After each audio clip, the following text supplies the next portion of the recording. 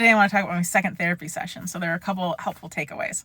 And one of the things was that we are allowed to take time to challenge different irrational fears and beliefs.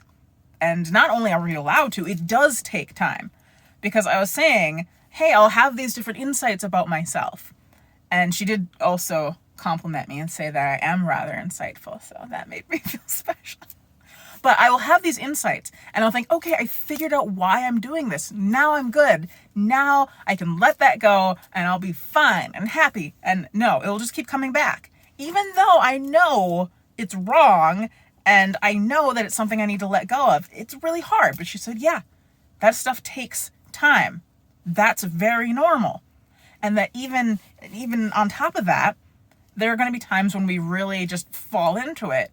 And that's okay too, that we are allowed to spend an hour or two or even a day wallowing in that if we need to. Because sometimes I think it's really hard to just immediately get out of it or to kind of start sinking in and then just pull yourself out. That sometimes you might need to sit in it. And then when that hour or two or that day is done, then we just kind of brush ourselves off and we go on and try to get back to that happier state. And then the other thing is that how we see the past, it can be way different than what we think, or there could be a way different belief that we can have about it, because we're talking about, one of the fears I have in my relationship that, my partner 5 will eventually realize, oh, I don't actually want Kira, I just want my wife Ronnie, and I want things to be how they were, and they'll never be how they were because she's super in love with her partner, but she only gets to see him every couple weeks, so it could be almost back to normal, kind of. And so there's that fear that I'll just get pushed to the side, just get out of here. And she's asking, well, what is the worst case scenario? Like, if that actually happened, what would happen? I said, I would be super sad, I would grieve, and then eventually I would heal, and eventually I would be okay.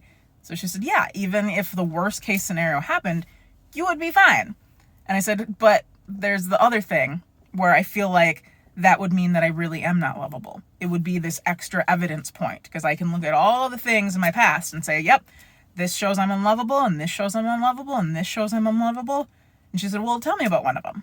And I did. And she said, that didn't mean you weren't unlovable, or that didn't mean you were unlovable. That meant that person wasn't capable of loving you. That person was in a spot where they couldn't love themselves and absolutely could not love anyone else.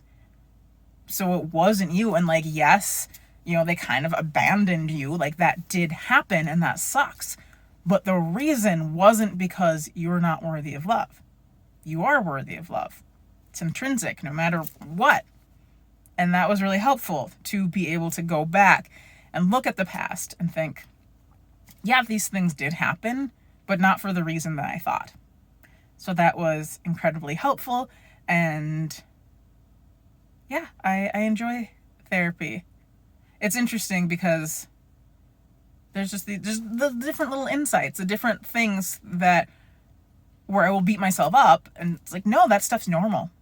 I don't need to beat myself up for that. So I'm enjoying it. I suggest therapy for everyone. Okay, bye.